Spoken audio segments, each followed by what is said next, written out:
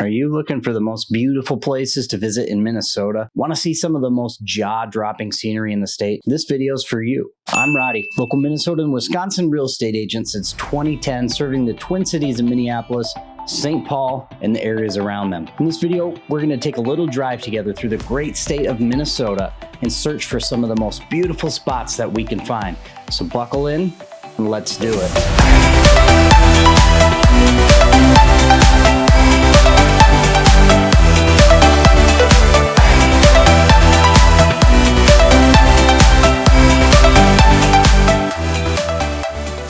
Hey, before I start this video, just want to make sure to remind you to like this video, subscribe to this channel for more amazing content that covers all the areas around the Twin Cities and Western Wisconsin. Okay, so Minnesota, land of 10,000 lakes. Has to have some good scenery, right? Well, I've lived in the area almost my entire life, and what I'm sharing with you today are my personal top 5 favorite spots for the most beautiful scenery, 4 natural and 1 man-made. Now, because this is my personal list, you might agree, you might disagree, and that's okay, because it's my list. Since this is a list that ascends in beauty, let's start with the honorable mentions. Como Park Conservatory and the St. Croix River Valley. Now, starting off at the bottom of this list at number 5 is the Boundary Waters Canoe Area. The Boundary Waters Canoe Area is over 1 million acres that were federally protected in 1978 to prevent logging, mining, and motorized access. The Boundary Waters are part of and are managed by Superior National Forest. They are located in the northeasternmost part of the state of Minnesota, bordering the United States and Canada. If you've never been to this part of Minnesota, you can tell immediately how it got its name of land of 10,000 lakes. I mean,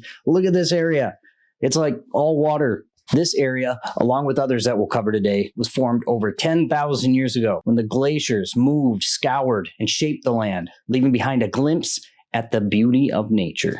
The Boundary Waters Canoe Area is visited by over 200,000 people annually and boasts over 1,500 miles of canoe routes. Want to get away for a while? Make your next camping adventure at the Boundary Waters Canoe Area. Number 4, the Cathedral of St. Paul. The Cathedral of St. Paul is part of the Roman Catholic Church, named after Paul the Apostle, who was a first-century saint of the Catholic Church. It's located in, you guessed it, St. Paul, Minnesota. The cathedral serves as the chair for the Archbishop of the Archdiocese of Minneapolis and St. Paul. In 1904, the construction of the cathedral was headed up by then Archbishop John Ireland. Completed in 1915, the Cathedral of St. Paul was designed with a classical and Renaissance theme, mimicking those architectural styles that were seen in French cathedrals. The dome is 186 feet high and 76 feet in diameter. There are 6 chapels located inside that are dedicated to 6 patron saints that represented immigrant populations in the St. Paul area, like St. Anthony for the Italians,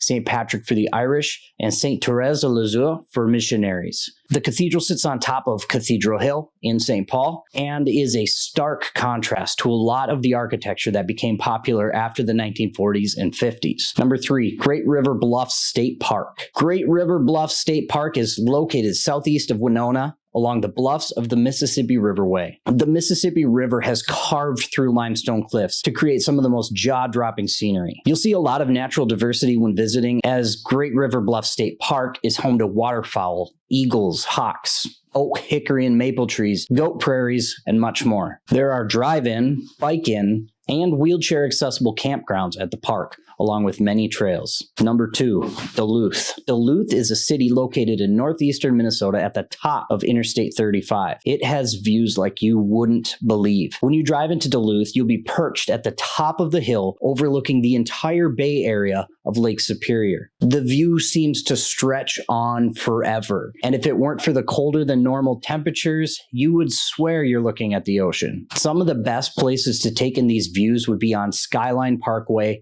at Enger Tower, the Lake Walk, or at Hawks Ridge. Okay, we are down to the number 1 most beautiful place in Minnesota, but before I get into it, I just want to ask you what your favorite place is in the land of 10,000 lakes. Leave a comment down below. And number 1, the North Shore. Minnesota's North Shore is the area in the northeast part of the state that borders the shores of Lake Superior. Like Duluth, you're going to be blown away by the views in the many towns along the way, or on the scenic highway that stretches from Duluth all the way through Grand Portage into Canada. Pristine blue waters from the largest largest freshwater lake on the continent. Massive cliffs. It almost feels like an untamed frontier in the top corner of Minnesota. Hey guys, I hope you liked the video. Make sure to like, comment, and subscribe so that I can reach more people. Thanks for watching. All right, great job, Roddy. Yeah.